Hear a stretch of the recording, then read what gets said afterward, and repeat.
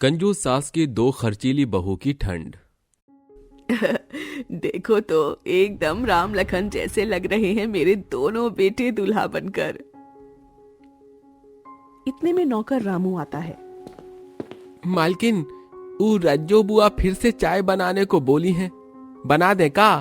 ये रज्जो जिज्जी तो जैसे मेरे घर की शादी में नहीं बल्कि खर्चा बढ़ाने आई है। सवेरे से 4 कप चाय गटक गई है। रामू तू रसोई में चल, मैं आती हूँ। कमला के कमरे से जाते ही आदर्श फिरकी लेते हुए बोला, आज तो माँ बुआ जी को एकदम फर्स्ट क्लास वाली चाय बनाकर देंगी, वो भी दूध कम पानी ज्यादा वाली चाय।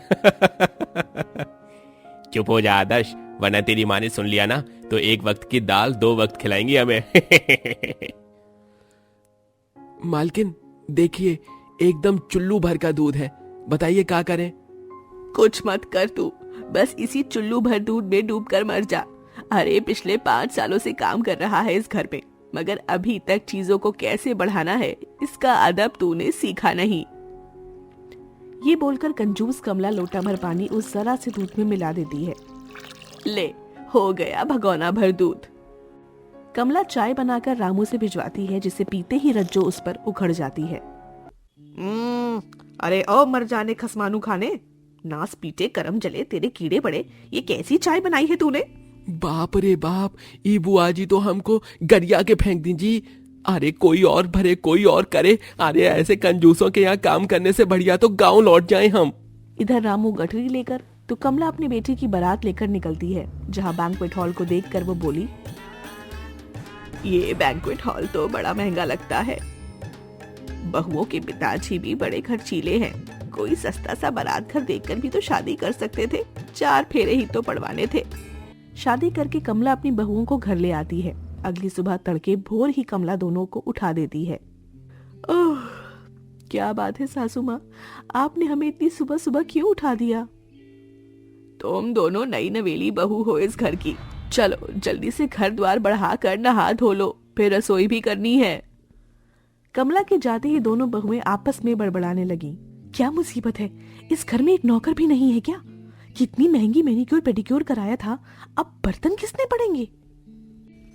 घर की साफ सफाई करने के बाद दोनों ने नहा धोकर रेडी होकर रसोई में आई कमला से चिढ़कर कहा, इतनी देर कैसे लगा दी?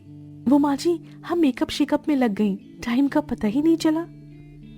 अच्छा चलो, जल्दी से दोनों कुछ मीठा बनाकर चूल्हा पूजन कर दो।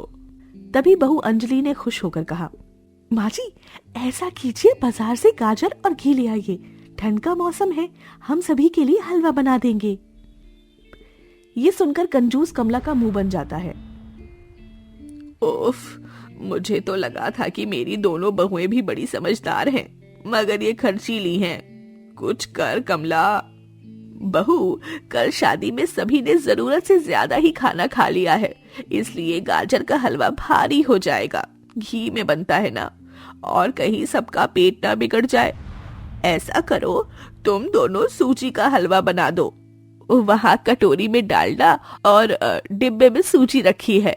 जैसे ही दिव्या ने सूजी का डिब्बा खोला तो देखा उस पर खून चल रहा है। माँ जी, इसमें तो खून लग गया है। अरे तो क्या हो गया, खून सूजी पर पकड़ा पकड़ी खेल रहे हैं, मरे थोड़ी हैं। छलनी से छान कर फेंक दो ससुरों को और हलवा बना दो। अपनी सास की बात सुनकर दोनों बहुओं को समझते देर नहीं लगी कि उनकी सास कितनी कंजूस है। बाप रे दिव्या, माँ जी तो बड़ी कंजूस मक्खी चूस है, मैं तो इस हलवे को छूऊं भी ना। दोनों बहुएं पहली रसोई की रस्म कर सभी रिश्तेदारों को हलवा परोसती हैं। तभी रज्जो बोली, ये हलवा इतना कड़वा क्यों लग रहा है? सूजी ठीक तो थी? हाँ जी जी, जरा चखाओ मुझे। अरे हलवा तो बहुत ही बढ़िया बनाया है बहू ने, तुम्हारे मुंह का स्वाद बिगड़ गया है जीजी। नहीं कमला दीदी, हलवा कड़वा लग रहा है। अरे अब तो आपके भाई ने भी बोल दिया। सासू माँ, भाई दी कंजूसी। सारे रिश्तेदार उसी दिन अपने घर लौट गए। देखते देखते एकदम से सर्दियां बढ़ गईं। दिव्या ने कहा, आदर्श देखो ना, ये रजाई कितनी पतली दुबली हो गई है, ठंड भी नहीं जाती। माँ जी को कहकर एक नई रजाई भरवा दो। ये लो पैसे, तुम माँ के साथ जाकर अपने मन पसंद की रजाई भरवा लेना। नई रजाई बनवाने की बात सुनकर कमला कहती है, अरे बहू, क्यों तुम दोनों खर्च बढ़ाने पर लगी हो? रजाई है तो। माँ जी, इस रजाई में ठंड नहीं रुकती, अब एक रजाई भरवाने में इतनी कंजूसी मत कीजिए। अगले ही दिन कमला ने 2 रजाई भरवा दी। दिन बीतने लगे। उफ, ये कमरा तो एकदम बर्फ जितना ठंडा है, एक हीटर कुछ खास काम नहीं करता। सासू माँ से हीटर के लिए कहूंगी तो वो कंजूसी दिखाएंगी। ये सोचकर अंजलि ने अपनी सास को ना बताया और दोनों ने बड़ा सा हीटर देखकर उसे महंगे दाम पर खरीद लाई। साथ ही अगले दिन कमरे में गीजर भी फिट करवा लिया। धीरे धीरे दोनों के खर्चे बहुत बढ़ने लगे। तभी महीने की 1 तारीख लगते ही आदर्श और कार्तिक को तनख्वाह मिल गई।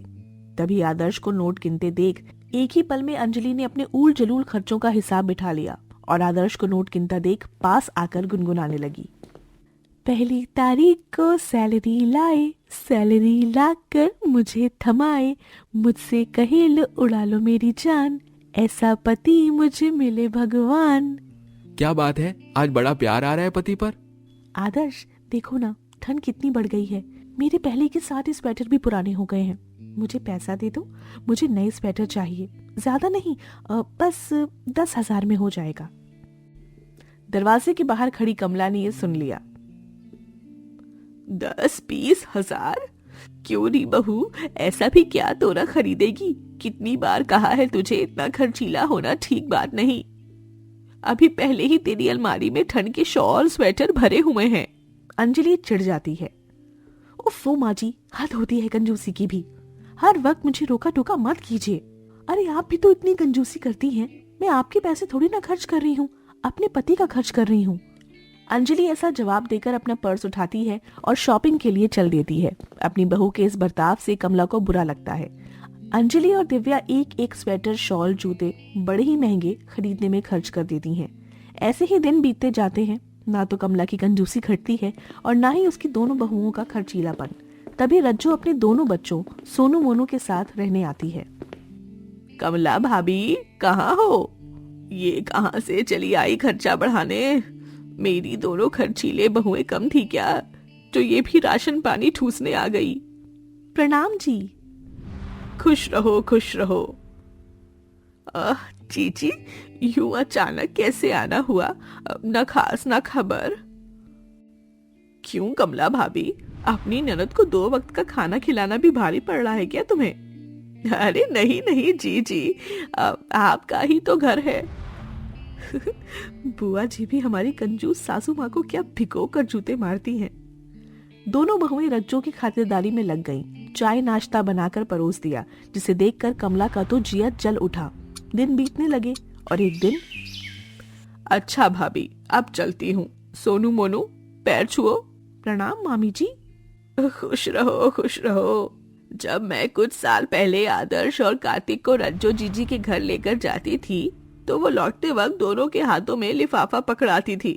फिर तो मुझे भी इन दोनों बच्चों को पैसे देने का फर्ज बनता है। ऐसा बोलकर कमला अपने कमरे की तरफ पैर बढ़ाती है, मगर फिर रुक जाती है। मैं क्यों अपने पैसे निकालूं?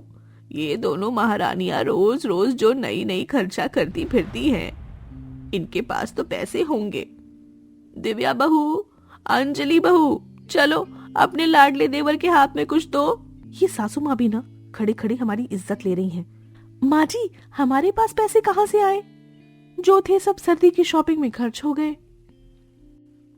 अरे कुछ तो होगा। माँ जी, हम दोनों आपकी तरह कंजूस नहीं। अगर होते तो दे दिया होता, और आप तो अठन्ने चवन्ने के पीछे सर खपाती हैं और इतनी कंजूसी करती हैं। आपके पास तो पैसे होंगे, आप दे दीजिए। क्यों, मेरे पैसे क्या फ्री फंड के हैं? मैं तुम दोनों की तरह आलतू फालतू के खर्चों में नोट नहीं उड़ाती, समझी? दोनों सास बहू के बीच में तू मैं से शुरू हुई बात झगड़ा बन जाती है और रज्जो कहती है, अरे बंद करो भाभी, तुम कितनी बड़ी कंजूस हो ये मैं अच्छे से जानती हूँ, समझी ना? और तुम दोनों बहू, ऐसा भी क्या खर्च कर दिया तुमने जो तुम दोनों के पास मेरे बच्चों के हाथ में देने को 10 रुपए भी नहीं? सही मेल बिठाया है ईश्वर ने। सास नंबरी तो दोनों बहुएं 10 नंबरी। चलो बच्चों। रच्चों की इस बात से कमला और उनकी दोनों बहुएं शर्मिंदा होती हैं। देख लिया, आज आप तीनों की वजह से इस घर की इज्जत चली गई। माँ इतना कंजूस होना भी ठीक नहीं और ना इतना खर्चीला होना। सुधर जाओ आप सास बहुएं। उस दिन के बाद से कमला अपनी कंजूसी और उसकी दोनों बहुएं ज्यादा खर्च करने की बुरी लत दोनों ही छोड़ देती हैं।